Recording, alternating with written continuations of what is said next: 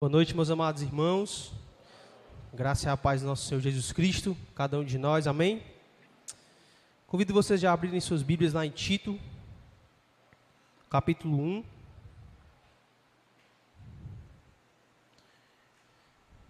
Só antes da gente entrar na exposição do texto de hoje, queria ter um tempo de oração com os irmãos. Muitos estão cientes que a irmã Francinete partiu. Agora ela está com o Senhor, né? Então, é um motivo de grande alegria para nós saber dessa maravilhosa verdade. Mas, ao mesmo tempo, sabemos também que é aquele paradoxo de sentimentos, né? A irmã Alcinete também fica a saudade, né? Nos nossos corações de desejar estar com ela. Então, vamos orar para que Deus possa trazer paz para os familiares, trazer força nesse momento. Interceder também pela irmã Thalita, né, que também continua ainda com aquele mesmo problema. Está ainda na parte de sendo tratada, sendo cuidada. A irmã Regina, que também tem passado por grandes lutas. E a irmã Antônia, comentou recentemente que fez a consulta, tentando verificar os motivos da tontura dela. Ainda não tem com certeza a respeito do que seja, e ela vai continuar ainda fazendo alguns exames para poder saber com mais certeza o que é, né? Então vamos orar para essas irmãs, pedir a graça de Deus e também orar pela pregação, tá bom? Então, curve sua cabeça onde você está, vamos orar ao nosso grande Deus.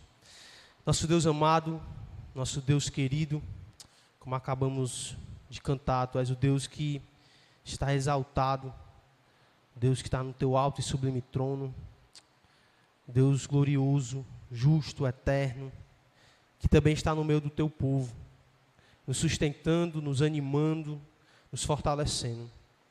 E é nesse sentido que queremos te pedir, em especial pela vida da irmã Alcinete, que o Senhor possa fortalecê-la, ela e os familiares, nesse momento de dor, luto, mas também um momento de muita alegria. Que as verdades da Tua palavra possam consolar o coração dos familiares, que eles possam lembrar que logo, logo estarão juntos, com o corpo ressurreto, adorando e servindo o Senhor para sempre. Mas pedimos por essa paz que excede todo entendimento, que possa vir sobre eles nesse momento e que o Senhor possa, como Deus Consolador, ampará-los e sustentá-los. Abençoe também nossas irmãs que estão enfermas, a irmã Regina, a irmã Thalita, a irmã Antônia, têm passado por momentos de aflição, dificuldades, angústias. Sabemos, ó Deus, que Tu está no controle de todas as coisas. Como Deus bom e gracioso que é, o Senhor está usando tudo isso para o crescimento das nossas irmãs e para o nosso crescimento também como igreja. Pedimos para que o Senhor nos ajude a nos apegar às Tuas promessas, a confiar no Senhor e a glorificá-lo em meio às dificuldades. Mas temos o desejo que o Senhor possa curá-las, que elas possam estar no meio de nós, adorando e servindo ao Senhor, que é o propósito da nossa vida, e que o Senhor possa trazê-las logo para o nosso meio, se essa for a Tua santa vontade. Nos ajuda a descansar na Tua soberania e a Te glorificar em meio a tudo isso. Fala conosco pela Tua palavra, continua nos direcionando como igreja no Teu santo caminho para a Tua própria glória. Amém. Amém. Então nós temos visto aqui, através da carta de Tito, a respeito de como Deus quer que uma igreja seja, como é que Deus quer que uma igreja se estabeleça. Então nós vemos aqui de alguma forma o plano diretor do apóstolo Paulo, que deixou Tito lá em Creta, para cuidar daquela comunidade. Quais são os pontos fundamentais que toda igreja tem que ter? Como é que ela deve ser estruturada? Então Paulo está pensando na edificação da igreja, no crescimento da igreja, no desenvolvimento da igreja, e não para qualquer coisa. Aí eu quero só que os irmãos abram rapidamente em Tito capítulo 2, onde nós temos que sempre lembrar, irmãos, o porquê que nós temos que nos esforçarmos para sermos uma igreja saudável, para nos manter uma igreja que luta pela piedade. Estamos muito distantes do ideal, mas devemos estar sempre lutando para isso. Para quê? Por quê? Qual é a motivação? E aí veja comigo, por exemplo, final do versículo 5, onde vai falar que as mulheres devem ser sensatas, honestas, boas donas de casa, bondosas, sujeitas ao marido. Para quê? Para que a palavra de Deus não seja difamada. A mesma coisa ele vai falar também a respeito de Tito, que ele deveria ser modelo para a juventude. Com qual motivo? Olha comigo o versículo 8. Ele deve ter linguagem sadia, irrepreensível, para que o adversário seja envergonhado, não tendo indignidade nenhuma a dizer ao nosso respeito. Porque existe de fato entranhado em nós, irmãos, a imagem do nosso Deus. Carregamos o nome de Cristo.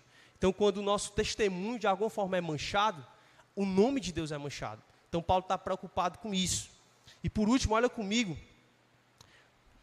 o versículo 10, onde Paulo, falando a respeito ainda de questões morais, de como devemos viver, ele diz: não furtem, falando para os servos.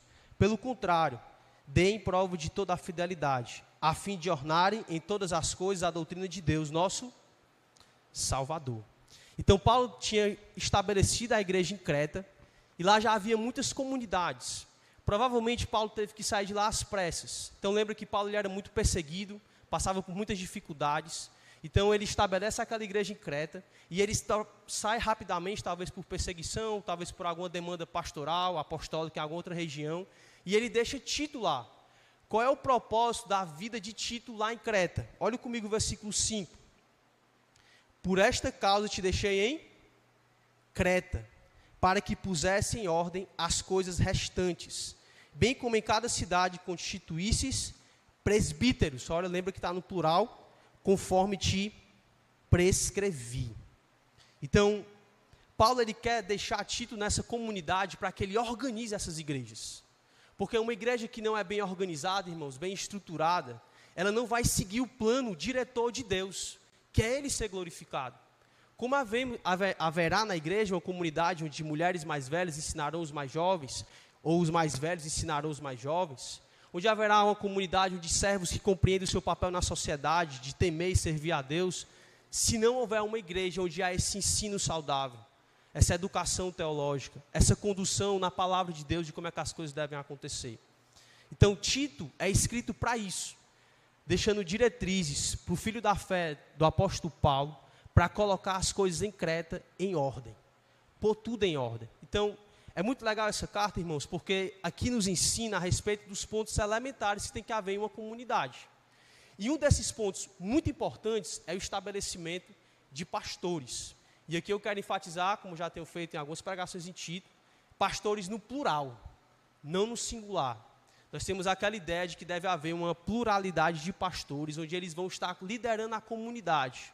E aí lembra que é aquele governo onde junta o presbitério local com o governo congregacional.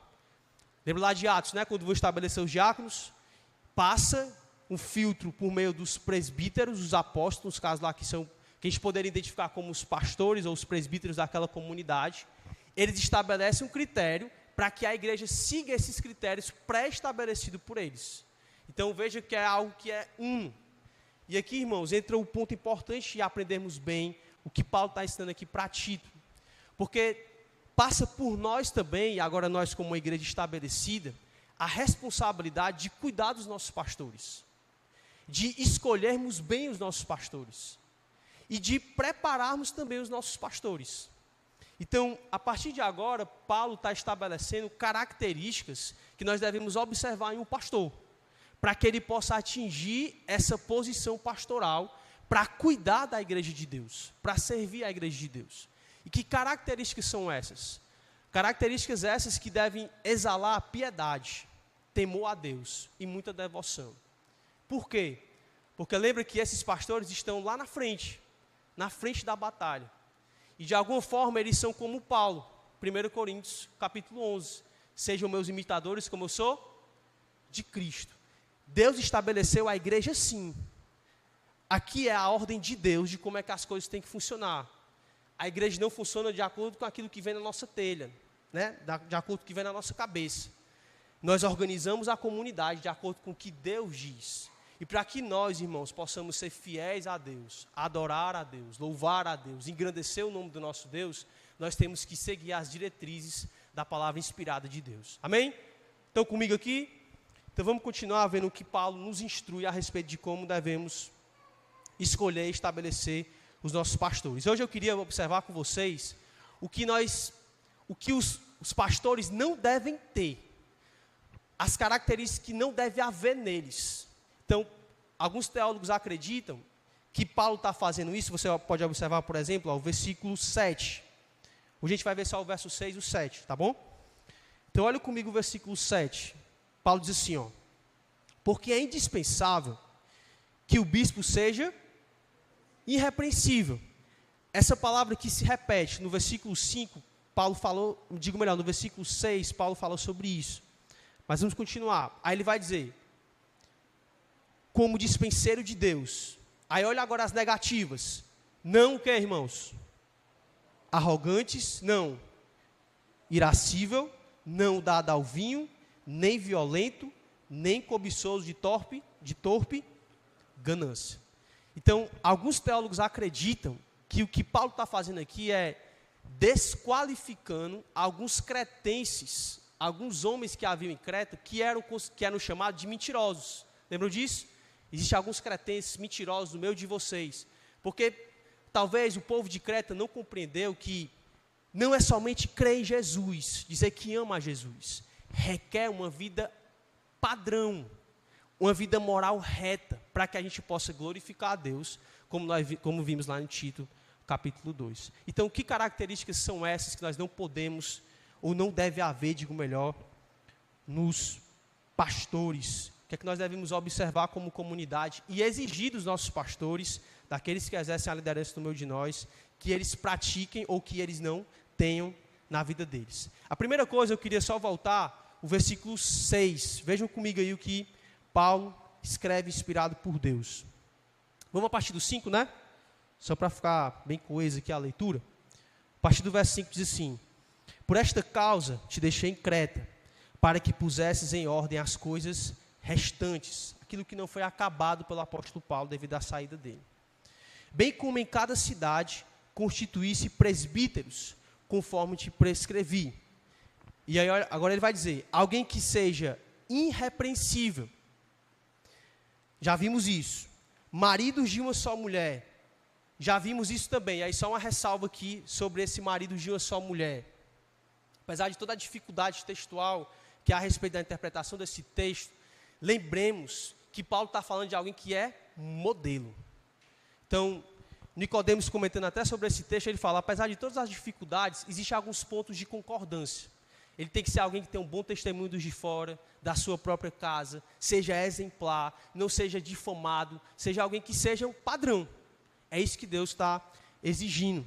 E aí, fechando esse parênteses, ele continua dizendo, ainda sobre a casa desse presbítero, ele diz: que tenham filhos crentes, que não são acusados de dissolução, nem são insubordinados. E aqui é o primeiro critério que eu queria enfatizar com os irmãos hoje, dentro dessas negativas. O presbítero ou o pastor, ele não pode ser um mau líder no seu lar. Ele não pode exercer uma má liderança, tanto com sua esposa, como vimos também na ideia do marido de uma só mulher, está dentro disso. Alguém que é exemplar, um homem que olha para apenas uma mulher, que é um coração devotado apenas para uma mulher. Ele não fica com gracinha com as moças da igreja. Ele é exemplar em conduta de pureza. E ele também deve ser um bom pai. Essa é a ideia do apóstolo Paulo. Há uma interpretação que vai dizer que Paulo está falando que os filhos aqui dos presbíteros têm que ser crentes. E eu entendo, alguns irmãos que entendem assim, porque a palavra crentes, pistos, ao longo do Novo Testamento, normalmente ela vai se referir a pessoas que são cristãos, de fato. Mas a gente tem que lembrar que nós temos que sempre seguir o contexto, ou o texto ali, para podermos achar o significado daquela palavra. Então eu entendo que o apóstolo Paulo, ele vai deixar claro o que significa filhos crentes, à medida que ele está escrevendo, ok? Então quando ele diz que não são acusados de dissolução, nem são insubordinados. Então é como se o apóstolo Paulo estivesse explicando.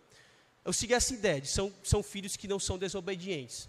Mas deixa eu explicar o problema teológico dessa primeira interpretação. Inclusive, um dos meus professores do seminário, 2 deles, muito conhecidos, eles seguem essa interpretação. Então, por exemplo, se os filhos deles se desviam, eles se afastam do ministério por conta disso. Eles entendem que, para que uma das formas que demonstra que Deus continua abençoando aquele pastor é tendo filhos que são crentes e tementes a Deus. Então, eles entendem que esses filhos aqui são salvos em Cristo. Então, qual é a implicação disso? Eles entendem que, de alguma forma, Deus ele predestina os pastores cuidando ou preservando a genealogia deles. Então, isso que é bem estranho, né? É como se, de alguma forma, o grande problema teológico aqui, né? É como se, de alguma forma, a salvação dos filhos dependesse se o cara é pastor ou não. Então, alguns começaram, diante dessa visão teológica, a quererem ser adotados pelos pastores, né? Então, vai ser adotado aqui pelo pastor Márcio, pastor Vladimir, são pastores, eu vou ser salvo só em ser adotado por eles. Então, essa implicação, ela não condiz com o que as Escrituras ensinam a respeito da salvação. Lembre que Deus deixa claro ao longo do Novo Testamento, do Antigo Testamento também, que a salvação ela é individual. Ela não é uma herança dos pais. É porque o pai é crente, os filhos também vão ser crentes. Isso não tem nada a ver. O filho, ele precisa se arrepender individualmente dos seus pecados e confessar Cristo como seu Senhor e Salvador. Então, essa interpretação, na minha opinião, ela não cabe por conta dessas verdades teológicas do Novo Testamento. E aí eu acredito, então, que Paulo esteja falando de filhos que respeitam o seu pai. Então, uma segunda tradução, como, por exemplo, a ARC, Almeida Revista Corrigida, ela diz que sejam filhos fiéis, não filhos crentes. Então, aqui, então, Paulo está enfatizando, irmãos, a característica que deve haver no pastor. Paulo não está aqui, de alguma forma, interrompendo o assunto e focando no filho. Paulo está querendo falar a respeito de quem? Do presbítero, do pai, do pastor. E aí, só um parênteses. Para ser pastor, não é necessário que você tenha filhos, por exemplo, ou que você seja casado. Lembre que nós vemos ao longo do Novo Testamento homens que exerceram funções de liderança que não eram casados e nem tinham filhos. Jesus Cristo é o nosso maior exemplo, mas temos também o próprio apóstolo Paulo, tá bom? Então, só para a gente lembrar desse ponto importante. O que Paulo está falando é, à medida que esses homens exercem ou têm, de alguma forma, a responsabilidade de serem pais, maridos, eles devem terem essa conduta aqui. É esse estilo de vida que eles devem ter, tá? E aí, fechando esse parênteses, o ponto, então, aqui seria a respeito de filhos que são obedientes. Então, a ideia é que Paulo está focando na forma como esse homem exerce a sua paternidade, como ele exerce sua função como líder espiritual no seu lar. Porque se essa ideia da primeira interpretação estivesse certa, eu fico pensando em Deus, no Antigo Testamento. Deus foi um excelente pai, não foi? Cuidou, disciplinou, protegeu, sustentou. E o que foi que o povo de Israel fez? Se afastou. Então Deus falhou na sua função de pai? Claro que não. Deus foi fiel. E o seu povo, seus filhos, como são chamados no Antigo Testamento, o povo de Israel, foram infiéis a Deus. Então o foco aqui, irmãos, está no pai. Ele deve ser um exemplo, um modelo de liderança no seu lar. Então isso vai implicar que nós devemos observar na vida dos pastores, daqueles que têm filhos, daqueles que desejam o presbitério, que eles tenham um lar organizado. Esse pai disciplina os seus filhos, educa os seus filhos, consola os seus filhos, ensina os seus filhos. Porque lembra que esses homens têm que ser modelo para a comunidade. A igreja, tipo, para mim assim, eu creio que é muitos irmãos aqui, né? Então, eu me espelho muito na forma como o pastor Vladimir, o pastor Clesiano, educam os seus filhos, como eles instruem os seus filhos. E muitos líderes aqui na igreja também. Nós olhamos para eles e nós vemos na prática o que é viver o evangelho dentro da área da paternidade, do ato de ser pai. Nós nos espelhamos nesses homens e temos uma direção de como é que as coisas têm que acontecer na comunidade. Não significa aqui, irmãos, que os pastores ou aqueles que almejam o episcopado, que estão nessa parte assim, de desejar, de alcançar lá, são pais que não falham, que não erram. E aí a gente tem que relembrar a ideia do irrepreensível. É alguém que quando é corrigido, ele se arrepende. Alguém que está lutando, está crescendo. Um pai perfeito só existe um, que é Deus. Mas o que Paulo quer destacar aqui é, esses homens que estão nessa função pastoral, e aí que isso é muito importante, irmãos, Deus os capacita. Esses homens não se colocam lá. Essas características aqui, é só alguém que de fato é movido pelo Espírito Santo de Deus para exercer, irmãos. Você ter a sabedoria para educar o seu filho no temor do Senhor, instruí-lo no temor do Senhor, isso é algo dado pelo Espírito de Deus. É conduzido pelo Espírito de Deus. Portanto, ter filhos fiéis não significa que eles não vão brincar, que eles não vão subir nas cadeiras, que eles vão pecar, que eles vão talvez entrar ali no banheiro e fazer uma besteira lá no banheiro, fazer alguma coisa, que vão errar na salinha, que vão gritar. Não, não é essa a ideia. A ideia é que esses filhos, que são como qualquer outras crianças na igreja, eles vão falhar. O que nós temos que observar é como esses pastores estão reagindo a essa situação. Você viu ali, por exemplo, do pastor Clesiano, a Rutinha está pecando. Aí você olha para o pastor está lá, sem fazer nada. Aí a Rutinha vive como quer, do jeito que quer. Aí você tem que chegar no pastor Clesiano, chegar em mim, ver o Esdrias falhando, ver a Clara falhar, a Clara que está no teto do pastor Vladimir, né? A Clara falhando. Pastor, o senhor observou essa atitude? Que às vezes também a gente não é onisciente, né, irmãos? Por exemplo, eu assisto o culto aqui e o Esdrias sobe para o culto lá com as crianças. Eu não estou vendo lá ele, né? Então, a gente tem esse cuidado. Chegar nos nossos pastores, pastor, aconteceu isso. Porque nisso, irmãos, nós estamos preservando o que Deus quer. É isso que Deus quer dos seus pastores. É isso que Deus exige dos seus pastores. E nós, como comunidade, temos essa responsabilidade. Ajudá-los a perseverar nessas qualificações. E aqueles que também desejam, ensiná-los a como obterem essas qualificações. Porque eu creio que muitos que estão aqui no nosso meio não foram, talvez, instruídos em um lar cristão, um lar de pais piedosos. Muitos aqui não foram. E muitos que estão nesse contexto desejam um ministério. Meu caso é um desses. Né? Na época que eu desejava, não tinha essas instruções e aprendi com vocês, convivendo com vocês. Então nós também podemos ensinar nossos futuros pastores como devem ser no seu lar. E aí a gente precisa trazer para perto e exercer isso aqui que Paulo está dizendo. Observar essas características. Beleza, não tem. Ok, então vamos trabalhar para que ele tenha isso. Então, se eu pegar aqui, não sei, tem alguém aqui da sala dos vocacionados que quer ser pastor? O Josiano, né? O Josiano quer ser pastor, né? Amém. Então, vamos supor, o Josiano está falhando em alguma coisa com a Ellen. Não está exercendo um ato de amor e cuidado. Você sabe que ele deseja um ministério. Então, você tem que chegar lá no Josiano e ajudá-lo nesse papel. Essa é a nossa função. Observar se ele tem essa característica e se ele não tiver, nós vamos ajudá-lo a crescer nisso. Amém, irmãos? É um trabalho em conjunto que Deus espera que a nossa comunidade cresça, realize para a glória de Deus.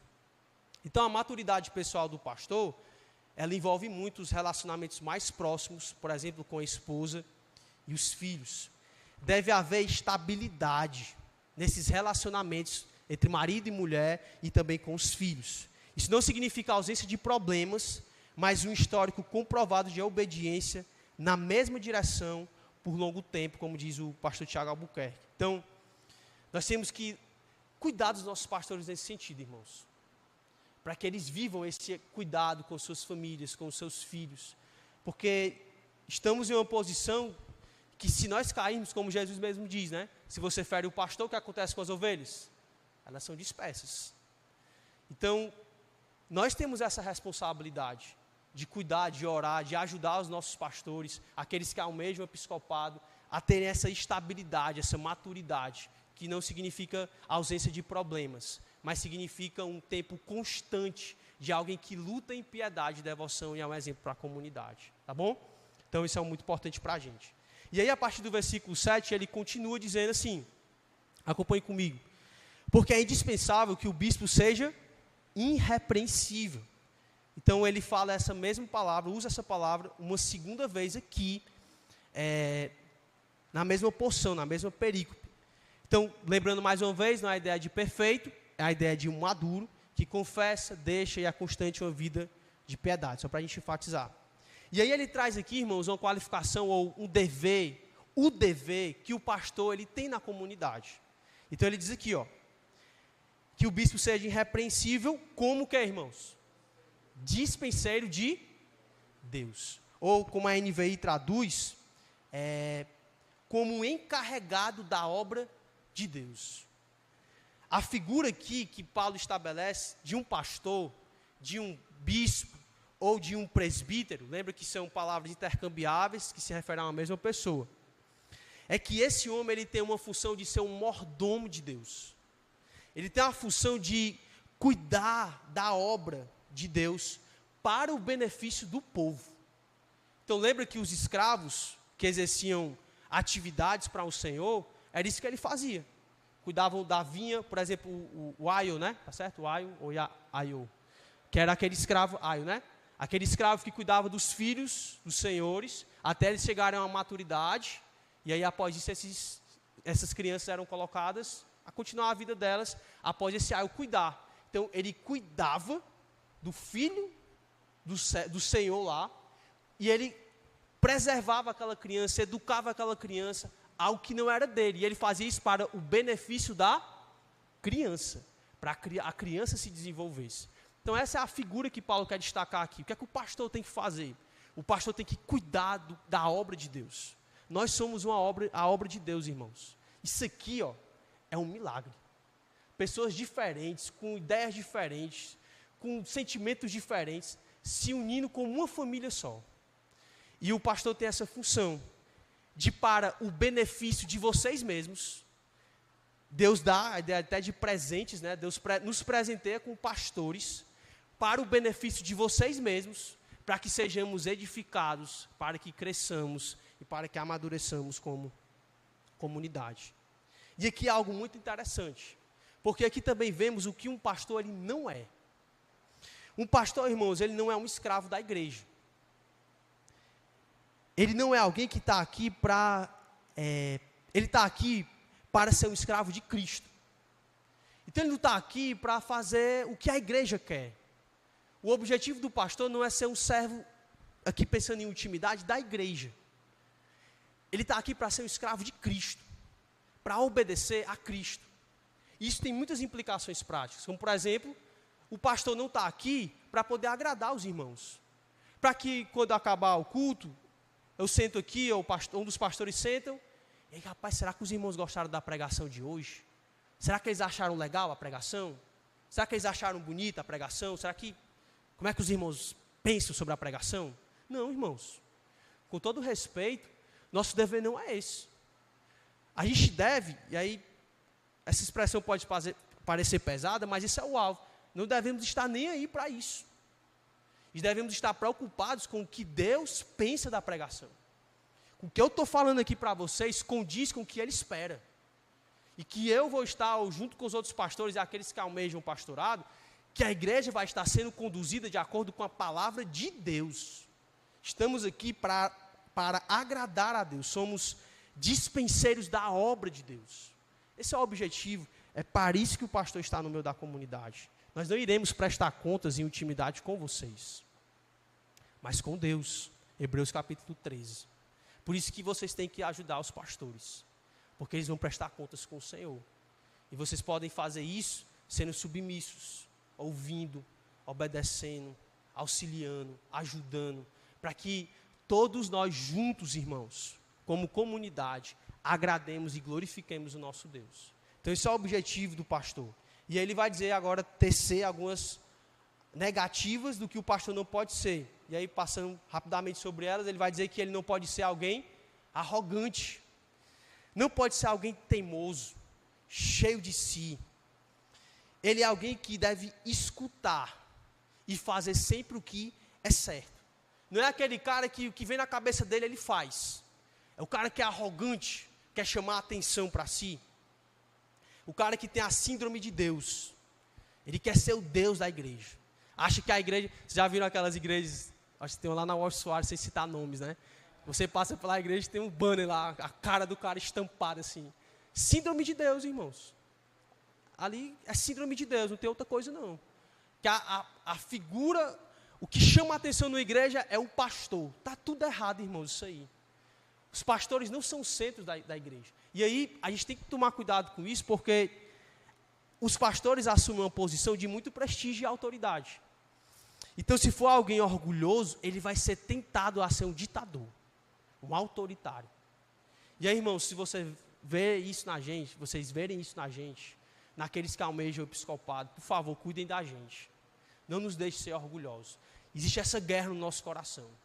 Essa guerra de querer fazer o que a gente quer. Nós somos pecadores, irmãos. Pecamos e lutamos como todos os outros.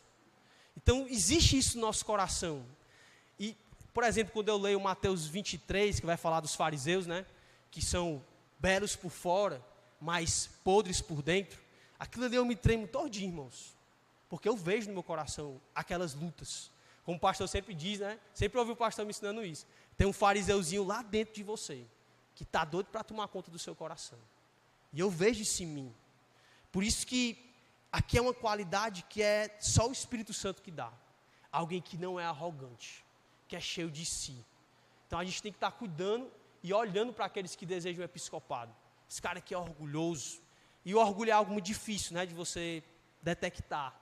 Então é um caminhar mesmo juntos. Tem até um livro do Lu Priolo, que tem umas perguntinhas muito legais. Como ajudar alguém a perceber seu orgulho? Aí ele traça várias perguntas para que a pessoa responda, né? E aí tem lá, se os irmãos quiserem, tem lá na biblioteca, né, Elis? Tem mais, eu vou devolver, viu? Está comigo. Muito bom o livro, muito bom, para que a gente possa ajudar os nossos pastores, tá?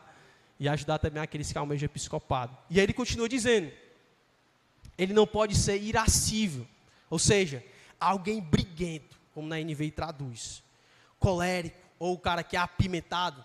Qualquer discussão o cara já fica vermelho, irado, pronto para bater em alguém. Imagina uma assembleia, né? Tipo aquela última assembleia que teve, né, pastor? O cara foi um cara iracundo. O cara quebrava lá uma cadeira dessa aqui, tacava em alguém.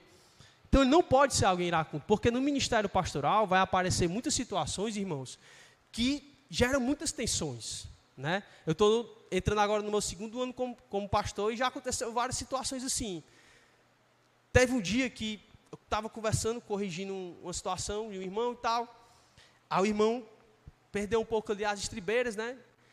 Aí na hora o coração quer devolver, irmãos. A gente quer devolver. A gente quer tratar na mesma moeda, né?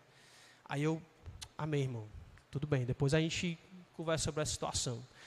Aí eu lembro que eu não consegui nem entrar na EBD. Eu só subi e fui orar. Deus me ajuda. Meu coração está aqui, querendo devolver, querendo tratar do mesmo jeito. Me ajuda a não ser dominado pela minha ira, pelo meu desejo de vingança ou algo do tipo, né?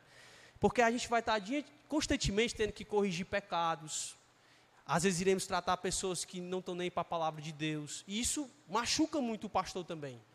Então imagina que todos os pastores estão lutando para servir, amar a igreja. Aí tem irmão que não quer nada, não quer, aí você vai lá, ensina. Aí o cara te trata mal, te trata com arrogância e tal. Aí você tem que amar ainda mais essa pessoa. Então, o cara que quer ser pastor, ele não pode ser alguém briguento. Alguém que gosta de fazer guerra, né? Ou como a gente costuma dizer aí, né, os treteiros do Instagram, do Facebook, que gostam de briga, que gostam de discussão. Tudo se torna um motivo de discussão. Ah, eu não concordo assim. Aí começam as discussões frívolas, que Paulo fala para Timóteo, fugir. Inclusive, paixões da mocidade é referindo a essas discussões frívolas, né? Então, irmãos, isso é um caráter muito importante, porque ele vai lidar com situações difíceis. E aí, eu quero lembrar para os irmãos que isso aqui não significa que o pastor tem que fugir da briga. Então, se a gente partir para a briga com você, não na mão, tá certo? Olha o que Paulo diz aí no capítulo 1 de Tito, ainda, no verso 11. Olha como a forma que o apóstolo Paulo fala aqui, ó. Então, verso 10. Porque existe muitos insubordinados, pauradores, frívolos ou inúteis, enganadores, especialmente os da circuncisão. Aí olha o que Paulo diz, ó. É preciso fazê-los. Vocês acham que isso aqui é uma briga, não? Mas surgiu um falso mestre aqui no nosso meio. Rapaz, eu chamo logo o pastor lá de mim, né? O pastor lá de fala logo daí, bem altão pro cabo se tremer, né? E depois eu chamo faixa preta do karatê, né? Que é o pastor que vai dizer, e eu fico atrás deles, como co-pastor, né? Ali orando por eles, né? Então, haverá momentos que o pastor vai ter que puxar para a briga. No bom sentido, irmãos. Como é que deve ser essa briga? Aí olha o que Paulo fala em 2 Timóteo, volta algumas páginas. Capítulo 2, versículo 24. Olha como Paulo instrui como que deve ser esse momento de briga, de um conflito, que muitas vezes a gente foge por temor de homens, mas Paulo exige que os pastores, e nós também venhamos a fazer. Então, olha a instrução de Paulo, 2 Timóteo, capítulo 2, a partir do versículo 24. Amém? Ora, é necessário que o servo de Deus, ou do Senhor, digo melhor, não viva a contender. E sim deve ser brando para com todos, apto para instruir, paciente, disciplinando com mansidão os que se opõem, na expectativa de que Deus lhe conceda não só o arrependimento, para conhecerem plenamente a verdade, mas também o retorno à sensatez, livrando-se eles dos laços do diabo, tendo sido feitos cativos por ele, para cumprir a sua vontade. Então, muitas vezes um pastor ele vai para cima, não para derrubar o irmão, mas com a expectativa que aquele irmão ele retorne à sensatez. É a ideia da disciplina bíblica, irmãos. Nós não disciplinamos os irmãos na comunidade, o irmão na comunidade, o jovem, porque nós queremos. Não. Porque nós temos que tirar alguém que atrapalha, sai daqui do meio da igreja. Muitas igrejas fazem isso. Quando o cara faz algo que desagrada o pastor bota no banco, aí vai ficar aí agora, não vai servir em nada. Como se o cara fosse o dono da igreja. Não é assim que as coisas devem acontecer. Então o pastor ele deve ir com a expectativa de que aquele irmão se arrependa, que ele mude. E aí vejo como na igreja, né, pastor, tem muitas tensões. Você tem que lidar com isso. Em muitos momentos, nossa igreja, glória a Deus, é uma bênção, né? Não tem essas coisas, né, pastor? É tudo tranquilo. Então a gente lida com isso e vejo como é uma tensão muito grande na vida do pastor. E ele não pode ser esse cara iracundo, pronto para briga, violento, apimentado. Não, ele tem que ser alguém que não é irascível, que não é briguento. E outro ponto, ele diz também que o pastor, voltando para Tito, capítulo 1, ele não pode ser alguém dado ao vinho. O ponto principal aqui é se referir na temperança e à moderação. E aí, deixa eu entrar talvez em um tema, aqui na igreja eu acho que não é tão espinhoso, né? Mas o uso do vinho. Paulo está dizendo que o pastor não pode ser apegado. Então, isso significa que ele pode, de alguma forma, exercer o uso do vinho. Ele está dentro da liberdade do pastor exercer o uso do vinho. Lembra aí de 1 Timóteo capítulo 5, que Paulo vai instruir Timóteo a tomar vinho. Por quê? Existem pelo menos duas razões. A primeira é que, naquela época, a água era muito suja. Né? Não havia esse sistema que a gente tem hoje, com cloro, com cuidado, enfim, das águas como a gente tem hoje. Né? Então, o vinho era mais limpo e mais puro do que a água. Então, era um uso comum, é como se fosse água hoje. Ou como Coca-Cola, né? Para muitos aí hoje, né? Que também é pecado, viu, irmãos? Vamos com calma na Coca-Cola. E não pode ser dominado por isso, certo? E mais que isso, também era um uso medicinal para tratamento, por conta do álcool, que havia um pouco teor alcoólico. Isso de alguma forma aliviava as dores de Timóteo, que é justamente isso que Paulo fala para ele. Então a Bíblia ela não condena o uso do vinho. O que ela condena é a embriaguez. Então, como eu falei, isso está dentro da liberdade dos pastores em quererem usar isso ou não. No entanto, nós devemos lembrar que o pastor ele deve ter um caráter ilibado, um caráter irrepreensível, sem mancha, sem má fama. Assim, ele não pode ser apegado não somente ao vinho, ele não deve ser apegado não somente ao vinho, mas à Coca-Cola, a qualquer outros usos de substâncias que viciam, irmãos. Ele não pode ser alguém dominado pelas coisas. E aí, abrindo um parênteses sobre a questão do uso do vinho, isso está dentro da nossa liberdade. A gente tem que lembrar sempre, irmãos, do testemunho que nós estamos dando. Como é que é visto no nosso contexto o uso do vinho? Para a sua família, para as pessoas que você convive. De alguma forma, vai afetar irmãos mais fracos na fé? De alguma forma, existe um histórico familiar seu de pessoas alcoólatras? Porque isso é comprovado cientificamente que isso, de alguma forma, afeta você. Você fica mais tendencioso a ser um alcoólatra por causa de alguém da sua família que foi. Então, veja essas perguntas como elas são importantes. E aí eu lembro sempre de um conselho que os pastores dão aqui, que é tipo assim, existe um limite da nossa liberdade. Lembram disso, né? E aí qual é o ideal? É que a gente não fique beirando esse limite.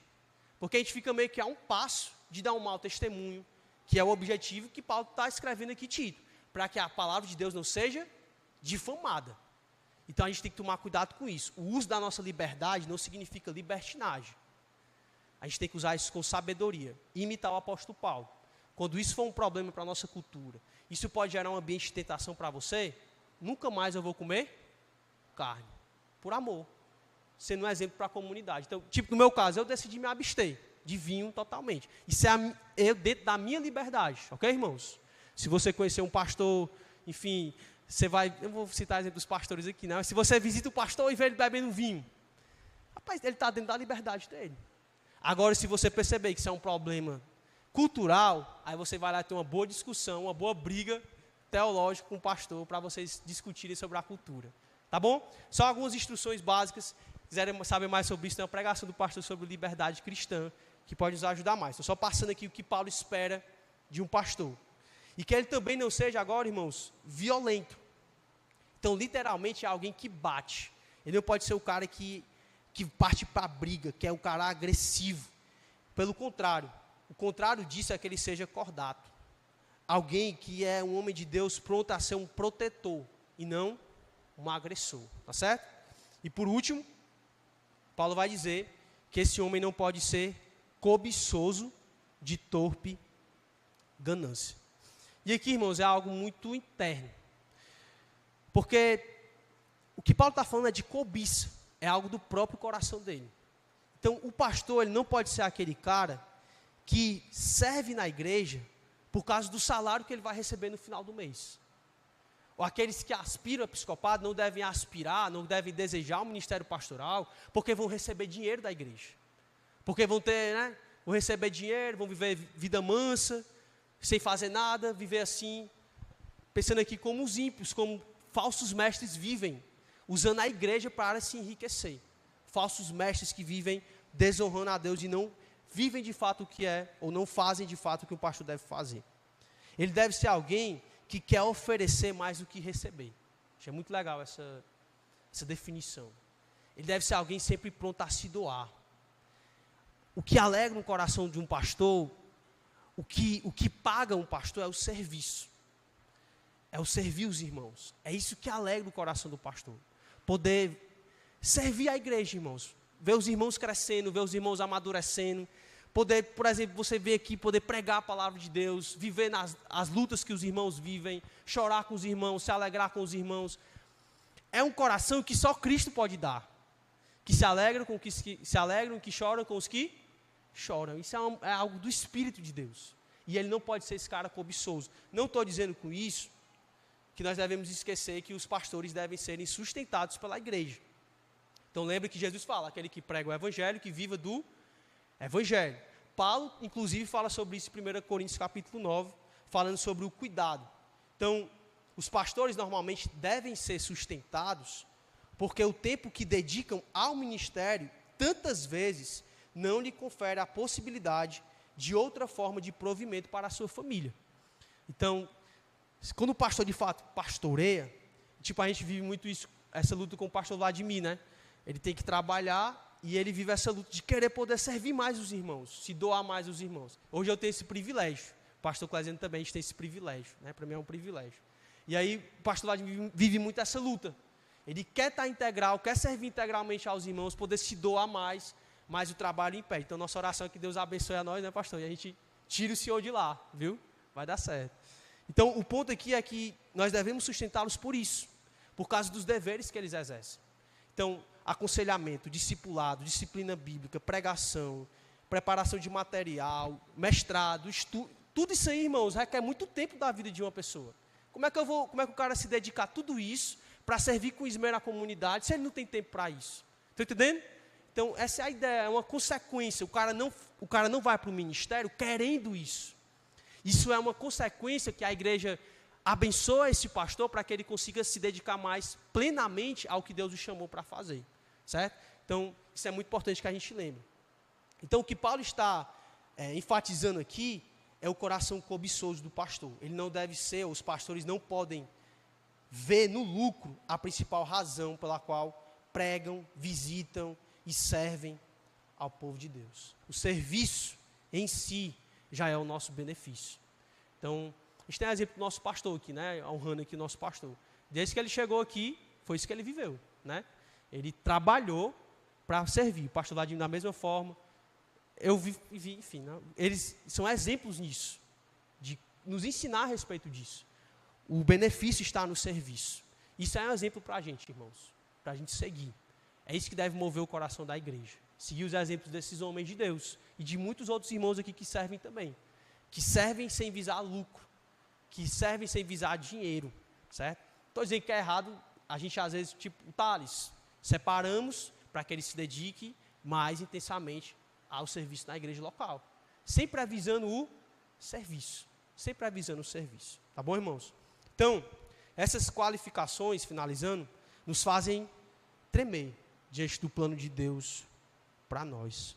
Enquanto os pastores, eles abraçam isso juntos, a igreja assume a responsabilidade de orar por nós. Nós dependemos, irmãos, da oração de vocês. Nós necessitamos do cuidado de vocês. Também devemos ser pastoreados. Orem pelos seus pastores. Orem para que a família deles seja uma família exemplar na comunidade. Não fique sendo aqueles que ficam procurando prejudicar, ou só criticar, nada disso. A crítica construtiva ela é uma bênção, mas vá lá e faça para o pastor, para o líder de departamento, para o irmão. Faça isso lá, cuide dele, ore por ele, se preocupe com ele. Ore pelos filhos dos pastores. Ore para que Deus dê graça para que eles vençam os seus pecados. Façam morrer sua natureza terrena e cresçam em piedade. Para que Deus nos proteja do nosso próprio coração, que é sujo, irmãos. Que é pecador e precisa da graça de Deus para crescer. Amém? Então que possamos juntos nos unir a essa função de como Deus quer que a igreja seja, que os pastores sejam e que possamos trabalhar para isso, para a glória de Deus. Amém? Vamos orar? Pedir a graça de Deus nesse momento. Nosso Deus querido e amado, muito obrigado pelo tempo de podermos refletir mais a Tua Santa Palavra, ouvir o direcionamento do Senhor, correções, ânimo. Pedimos para que o Senhor nos ajude como comunidade a continuar firmes, correndo rumo a esse alvo, de sermos semelhantes ao Teu Filho, manso e humilde de coração, que não veio para ser servido, mas para servir e dar a vida em prol de muitos. Nos ajuda, Senhor, que os pastores permaneçam firmes na luta contra o pecado, cresçam em santidade, cresçam em piedade. Nos protege, Deus, de ser dominado pelos pecados que está em nós. Nos ajuda a fazer morrer nossa natureza terrena e juntos com os nossos irmãos lutemos pela santificação, pela piedade, pela devoção.